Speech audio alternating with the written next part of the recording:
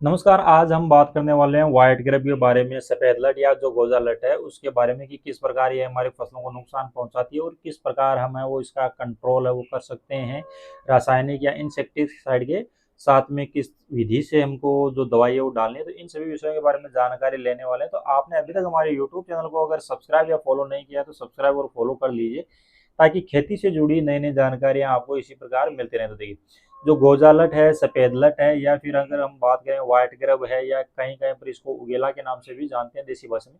तो ये होती क्या है, देखिए ये एक सफेद लट होती है जो खरीफ की जो फसलें होती है उस समय इसका जो प्रभाव है या प्रकोप है वो हमें ज्यादा देखने को मिलता है। और ये जो हमारे भंवरे होते हैं, भंवरे क्या करते हैं, जमीन के अंदर अंडे देते हैं। अंडों से सफेद लट, गोजा लट है वो व्हाइट ग्रब है वो निकलती है। और ये जमीन के अंदर रहने वाला एक कीट है जो बिना खून का कीट है, यानी इसमें खून है वो नहीं पाया जाता है।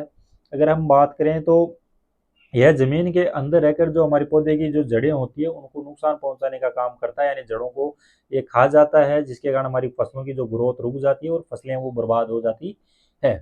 अब इसका देखिए, बीज उपचारित करने से पहले भी हम इसको जो है काफ़ी हद तक है वो कंट्रोल कर सकते हैं। जैसे बायर कंपनी का है वो गाउचो के नाम से आता है सीड ट्रीटमेंट के लिए। जो हमारी सुमिटोमो कंपनी आती है उसका डेंटोस के नाम से आता है, या फिर थाइमैक्सोम 30% एफएस है, थाइमैक्सोम 75% है। इन सभी इंसेक्टिसाइड से हम पहले बीज उपचारित कर कर काफ़ी हद तक इसका कंट्रोल है वो कर सकते हैं। लेकिन फिर भी इस साल इसका जो प्रकोप है, यानी जो गोजालट का आतंक है वो ज़्यादा देखने को मिल रहा है। फसलें वो बर्बाद हो रही हैं।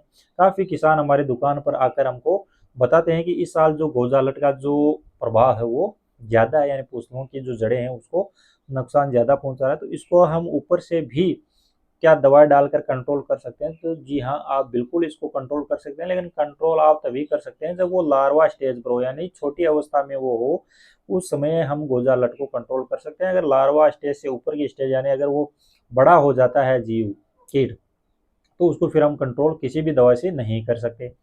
उसके लिए देखिए कौन सी दवाई डालनी है। तो उसके लिए आपको जो क्लोरीपाइरिफॉस 50% प्लस साइपरमेथ्रिन 5%, यानी जो क्लोरो 505 के नाम से आती है वो ले लीजिए एक। तो साथ में एक आपको लेना है इमिडा क्लोरोपिड 17.8%, या फिर इसके साथ में आप ले सकते हैं थाइमेक्सोम 30% वाला।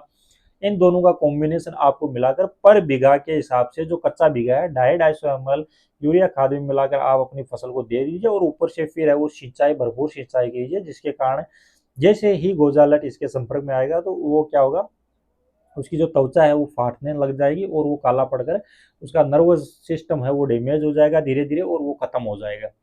फिर अगर आप ले सकते हैं क्यूनाल फोस 25% और लेमडा साइपरमेथिन 5% आता है, इन दोनों का कॉम्बिनेशन ले सकते हैं।